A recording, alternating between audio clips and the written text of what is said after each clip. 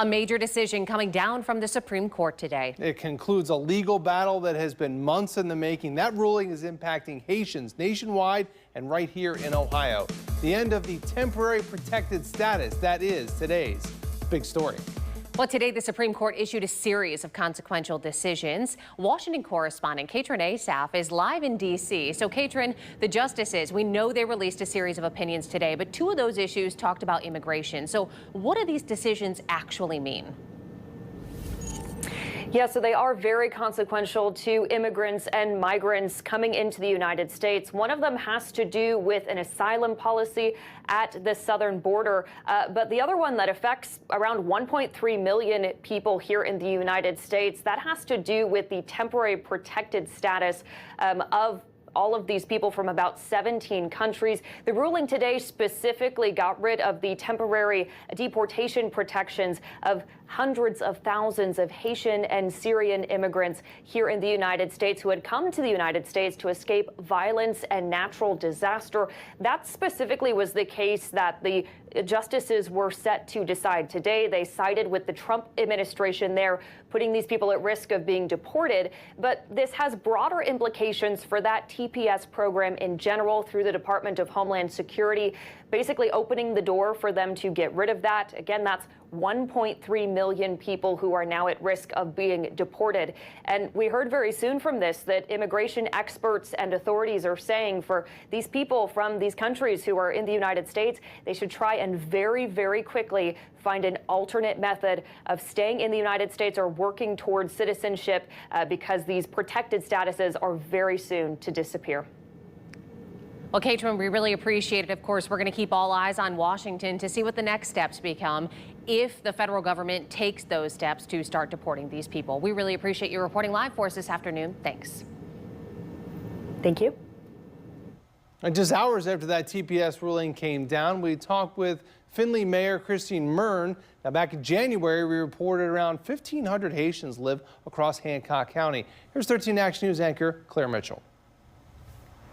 I'm joined by Findlay Mayor Christina Mern. On the heels of today's ruling, for those who don't know, how big is the Haitian community in Findlay, and what is your reaction to this decision that just came down?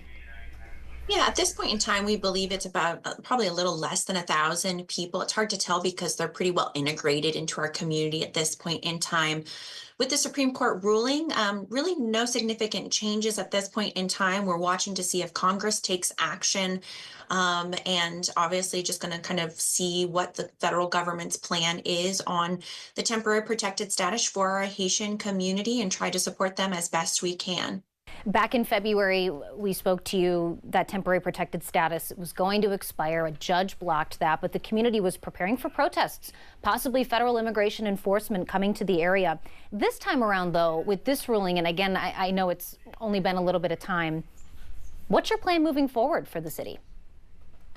Our plan continues to be consistent. Obviously, safety is always our top priority for everyone involved, whether it's our immigrant population or those, exercising their First Amendment rights or law enforcement coming into our community, either locally or federal law enforcement. So we'll continue to make sure that this is a safe space for everyone. And as we understand what the impacts to our immigrant population are, we believe in the rule of law, and we can disagree with the federal approach to immigration at this point in time. But we understand that if someone is here illegally, then they have the ability to be deported. I think the largest thing for me is just the continued disappointment in Congress inaction on meaningful immigration reform. I think that we continue to have these clashes and uncertainty and bad systems because Congress isn't taking responsibility for really putting forward meaningful change. Can we elaborate on that? What would you like to see Congress do instead? Well, I think that there's a couple of big things, making sure that there are good pathways to citizenship. It's, we need to have a strenuous process, but we also need to make sure that it's achievable for individuals coming in. We need to have better systems in place. And I think they're making some improvements on the digital systems for vetting people as they're coming in and proper tracking. I think recognizing that the world is an ever evolving place and these countries that continue to have significant social unrest and government issues and, Haiti with the gangs and cartels that are running it. I think we also need to take a really important look at how can the United States maybe work with some of the immigrants that have been in the United States legally, to work with them, equipping them to go back into their country to help stabilize. And perhaps there's an opportunity, as we are supporting those people going back, that members of their family that wouldn't be in a position to help reestablish the nation would be able to continue to be here legally. So I think that it's really complex, but I think right now we just continue to use it as a political talking point rather than really trying to put forward solutions. Okay, Mayor, thanks so much for joining us. Thanks for your time. Of course. The mayor also saying her office has not received any official word about immigration from enforcement officials in Findlay. You can watch that interview for free in its entirety anywhere you stream 13 Action News. Meanwhile, Governor Mike DeWine issuing a statement following today's Supreme Court ruling. The governor saying, as he has in the past, that removing those individuals from the U.S. is a mistake. Governor DeWine went on to say, quote, as a result of today's ruling, that over 10,000 Haitians who have been living in Ohio, mostly in the Springfield area, legally through TPS, will now be here illegally and will be subject to immediate deportation. This also means that while these Haitians were working and contributing to our community and the economy yesterday, today it is now illegal to employ them, end quote. Now, in a statement, the governor was referencing the dangerous conditions in Haiti that those migrants will be returning to. The U.S. currently has a level 4 travel advisory on Haiti, and that is the highest level. The State Department says it is due to a risk of things like this: high crime, terrorism, kidnapping, unrest, and limited health care in the country. In July of 2023, the State Department ordered non-emergency U.S. government employees and their families to leave Haiti due to all of those risks. Haiti has been under a national state of emergency since March of 2024. And if you'll recall, DeWine's statement from earlier today isn't the first time the governor spoke out in support of Haitians in Springfield and Ohio in general.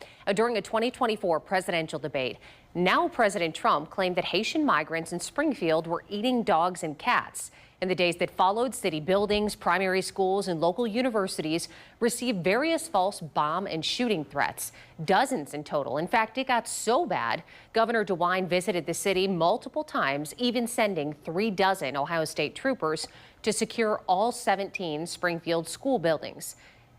Governor DeWine also went on national TV and spoke in support of migrants. Look, Springfield is a good city. They are good people. They are welcoming people. We have challenges every day. We are working on those challenges.